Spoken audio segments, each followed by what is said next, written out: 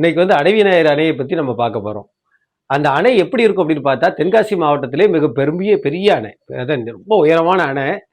நம்ம பண்புலி கோயில்ல இருந்து பார்த்தோம் அப்படின்னா, அந்த அணையில் தண்ணி நிரம்பி வழியும்போது பார்த்தீங்கன்னா, ஏதோ பெரிய சொர்க்கலோகம் மாரி தெரியும். அந்த அளவுக்கு மிக பிரம்மாண்டமாக இருக்கும். இது பழமையான அணையும் கூட இல்ல. இதுக்கு 1992ல கட்டிக்கிட்டு இருக்கும்போது புயல் வெள்ளம் வந்து, அந்த புயல் வெள்ளம் வரும்போது பார்த்தீங்க அப்படின்னு சொன்னா, அந்த தடைப்பட்ட அதுக்கப்புறம் பார்த்தீங்கன்னா, 1994ல திரும்பவும் வேலைய ஆரம்பிச்சு, அதுக்கு பிறகு படிப்படியா கலைஞர் ஆட்சி காலத்துல வந்து அதுக்கு செம்மைப்படுத்தப்பட்டு அந்த அணைகள் வந்து கட்டி திறக்கப்பட்டதா. சமீபத்தில தான் திறக்கப்பட்ட அணை தான். ஆனா பிரம்மாண்டமான அணை, பார்ப்பதற்கு ரொம்ப அழகான அணை.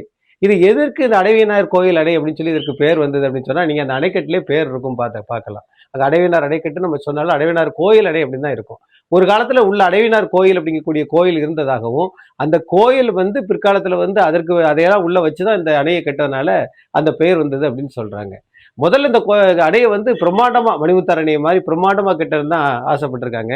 எருமைச்சாடி அப்படிங்கக்கூடிய ஒரு பகுதியிலிருந்து வரக்கூடிய தண்ணீரையும், அனுமன் நதியிலிருந்து வரக்கூடிய தண்ணீரையும் சேர்த்து வைத்து பெரிய நீர்த்தேக்கமா கட்டணும் அப்படின்னு சொல்லி தான் ஆசைப்பட்டிருக்காங்க.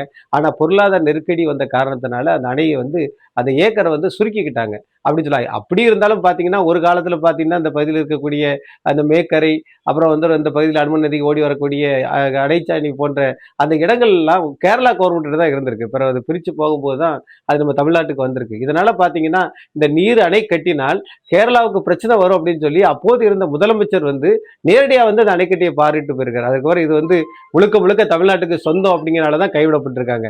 இப்படி பல போராட்டத்துக்கு மத்தியில தான் இந்த அணை கட்டப்பட்டது. இந்த அணையில வந்து நிறைய விசேஷம் இருக்கு. அதை நான் உங்களுக்கு சொல்றேன். முத்தாலங்குறிச்சி காமராசுவின் நெல்லை வரலாற்றுச் சுவடுகள்.